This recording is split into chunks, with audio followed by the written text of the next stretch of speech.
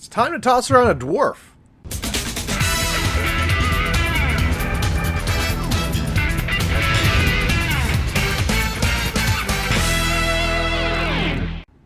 Hey there guys, it's me, Malorian. It's going to be another Malorian Weekly, and what we're going to be talking about today is the other starter box mercenary caster, which is going to be Ossrum. We get two casters when it comes to mercenaries. We're just lucky that way. Well, we're not lucky because we don't actually have boxes you can buy. That doesn't exist anymore, but if you look in the rules, there's two ones we could pick from. Probably just because, mercenaries has multiple factions, and whatever, screw it, there's two. Just deal with it. So the other one that we have is this little fella here, which is Ossrum. And yeah, the thing, if you might kind of know Ossrum, because whereas the last one we talked about, Magnus 1, you don't usually hear about him in tournaments or at all. Ossrum is a very good caster, and the fact that he's like a battle box starter that you can use to German League seems pretty nuts to me. But let's go through it. As usual, we're going to go in this caster review talking about what the caster actually is, some tricks and some tips, and then, kind of going from there. So let's start that with what Ossrum actually is. Now, the first thing you need to understand is that even though he's a mercenary caster, he's also a Rulic caster. And what that means is that for the mercenaries, you can only take the Rulic Jacks. So with Ossrum, you're not taking blockaders, you're not taking Toros, all the things that normal mercenary players would love. You are going to be taking your Dwarf Jacks, your Rulic Jacks. You're going to be taking things like your Drillers and your Gunners and stuff like that. So it almost is like there's multiple factions within the big faction of mercenaries, which that's probably the reason why they're broken up a bit, but there's not enough to actually make it two separate ones. So whatever, we're all a happy family here in mercenaries. We'll take everybody, but that's the first thing you need to understand, is that he's not have access to all these other things that you'd normally see. Now, he is going to be a focus 6. He is speed 4, so he is slow, so you got to watch out for that. We'll talk about feet later, which will fix this, but normally he's just going to be waddling that little 4 inches every turn. Strength 6, Mat 7, Rat 6, Defense 14, Armor 17, so just like Magnus has that 14-17 stat line, so not too bad. Same command 9, that doesn't matter. And then he has a hand cannon and his Oath Keeper. Now the hand cannon is a hand cannon. It's POW 12, range 12. There's your gun, nothing too crazy about it. But he also has Oathbreaker, which has a range of 0.5, P plus S 13, magical of course. But the crazy thing about this, it also has critical decapitation. So you know how like Rias runs around, like crits and takes out jacks and all these crazy things? Ossrum thinks he's that, but he's not. So this is not something you should probably be playing around, right? Like nobody's running up there trying to threaten an Ossrum assassination, much like Butcher 3 does or something like that. Those little tiny legs aren't really getting you anywhere. But hey, if something comes in close and Ossrum has a chance to whack him on the head, a lot of times you're boosting the hit anyway. So look at, if you have that crit, look for it, because it'll give you that little bit of extra damage. Other than that, he only has one other real rule that you need to be keeping track of, and that's the fact that he has Rulic Tactician.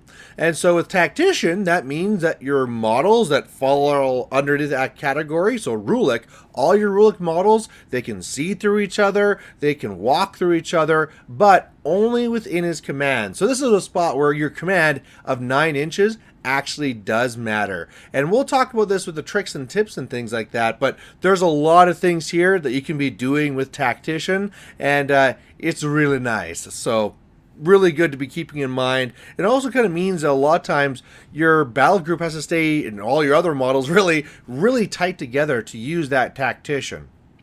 Alright, next thing we're going to be talking about is his spells, and he has a fair number of them. And the first one is going to be Bullet Dodger. So Bullet Dodger, cost 2, range 6, and upkeep. And what it does is that target friendly model gains +2 defense and dodge. So this is nice because you can put it anywhere out there. If it's on a dwarf thing, a Rulic thing, the +2 defense won't make it extreme, but it might just make it to a point where it's like troublesome. So whereas normally like a defense like 10 jack, I'm going to hit it all the time. Defense 12, you might miss sometimes. And with dodge, if it ever gets missed, well, then it can move away. The thing is, though, is keep in mind that you don't just have to run Ossrum with your Rulik theme, which is called Hammer... Oh my god, now I forgot the thing. Hammer Strike. You don't just have to run him in there. You can run him in other themes as well. So all of a sudden, if you're running him in regulars, then you can go and put it on, say, Iris, or you can be putting on whatever cool solo you want, and that's where you can start seeing some of these really insane defenses going up. You know, an Iris that's defense 19, and if you ever miss her, she dodges. You know, like, that's pretty dangerous. I mean, there's a thing where they might just be, like, shooting AoEs at her anyway, and might be missing automatically because of the stealth. Okay, well, now I'm going to dodge closer, and now I can shoot your caster next turn, and that can really catch people off guard. The next one he has is Energizer, cost 2 self, and each model in this spellcaster's battle group gets to move 2 inches. So that's a great one for multiple reasons. You can be getting closer, you can get further away, opening up charge lanes, whatever you need. There's a lot of different things you can do with Energizer, and if you don't know Rulik Jacks, they're very focus efficient, and so you can get a lot from this.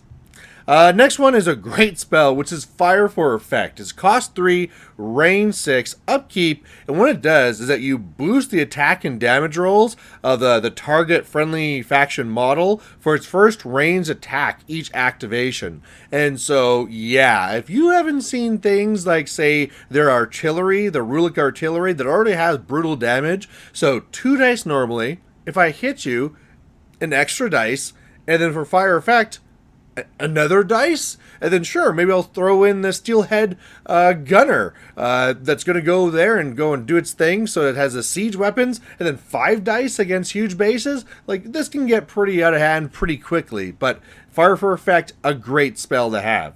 Then we have Snipe. So interesting that the only casters in Mercenaries that have Snipe, those are the ones that are starter casters. So I guess they're trying to train the new ones to go and be shooty, but there you have it. So Snipe, range 2, cost 6, plus 4 range to some friendly faction model or unit. Awesome. Then you have Stranglehold. I'll tell you right now, Ossrum doesn't normally cast this, but hey, it's a good thing to know that it's on the card there, because sometimes it can be a lifesaver. So Stranglehold is a cost 2, range 10, POW 11, but the thing that's interesting about it is that a model damaged by Stranglehold has to forfeit either its movement or its combat action next activation. So it's like a mini Haley 2 feat inside of a gun. And so that's the thing. It's only POW 11, so even when you're shooting, say, like a Jack or something that you really want to do this to, because if you want to go and do this spell to, say, like a warrior model, typically if you go and you hit it, you're going to kill it anyway. But hey, maybe it's an Archon. Maybe you could be doing it there. But either way, even then, high armor, so POW 11, even when you're boosting, can be a little dicey here. Because if you don't do any damage, it's coming at you. And if you've got yourself, say, like within 10 inches of a Colossal, you're probably in danger. So something that's good to know that's there on the card, but it's usually like a desperate play that you're doing late in the game when things are in trouble. The next one here is Unstoppable Force. This one is a cost 2 self, and really what it does, it gives all your battle group Bulldoze. So for Bulldoze, if you go and you touch an enemy model, you can go and push it away 2 inches. You can only do that to an enemy model once per turn. So it used to be you could do as many as you want. So you can move things for days, but now just once, and that's really enough. This is actually a very, very good spell for whether you're trying to move things closer, bump things out of zones. You know, you can use this in combination with your Energizer. So if you're engaged, you can first do Energizer and casting, Unstoppable Force, then Energizer. You bump the thing engaging you away and then move away yourself. And then, hey, what do you know? You're not engaged anymore and you can just shoot up the world. So there's a lot of things you can do with Bulldozer and really the whole toolkit. Now, the thing I'm going to say, though, is that there's too much in the toolkit. The first thing that you're going to think as an Ossrum player looking at this is like, wow, I can do this and this and this and this and this. And that's true, you can, but he is only focus 6. And I had mentioned that his battle group is usually very focus efficient because it has to be. All those lights that are the gunners and the spray bunnies, you know, for their one focus, which they'll get for free, they're going to get to boost a hit and boost damage. So they don't really need any help from Ossrum, but you can only do so many of these things. Like, let's say, for example, you want to go into the fire for effect. Well, that's a cost 3 spell. So even if you cast it on a previous turn, it's 1 to upkeep. And if you want to swap it somewhere else, that's 4 your focus right there just to be doing fire for effect shenanigans. So if you're also hoping to Energizer and Bulldozer and hand focus out to other jacks and things, yeah, you might want to rethink that because that's not going to work very well. So keep those things in mind. That's why he's always looking for some focus efficiency. And the fact that we're about to be getting some more juniors in Mercenaries, because we used to have Gaston, and that's great. But now that we're going to be having Gaspy 4 coming, Nemo 4 coming, I see some interesting times for General Ossrum here.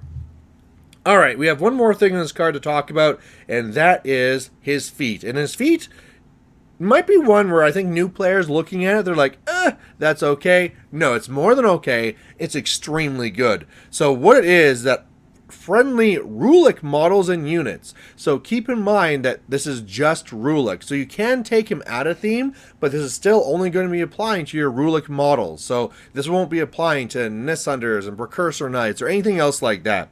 And what they're going to get is they're going to be getting +3 armor, +3 speed, and Pathfinder. So normally dwarf stuff is really slow, and this is the answer for it. On the turn that you need it, when you need to go really fast, you pop this feat. They're getting +3 speed and Pathfinder, so not even terrain's gonna hold you back. And then all of a sudden these things are like, oh yeah, the driller, that's speed 4, what is that threat? 8 inches? That's laughable. You do this, and then it's like, oh, actually with Energizer it's 10, and with a feat it's 13, and so that can really catch people off guard, especially if, say, like, if a bunny wants to run and move something closer to you. Remember, this is not +3 movement, this is +3 speed, so if you want to run, this benefit is basically doubled. And in fact, sometimes people run this as, say, like a Ossrum Jam, because this is going to be adding to your speed and your armor. So a lot of things you can do sometimes is like,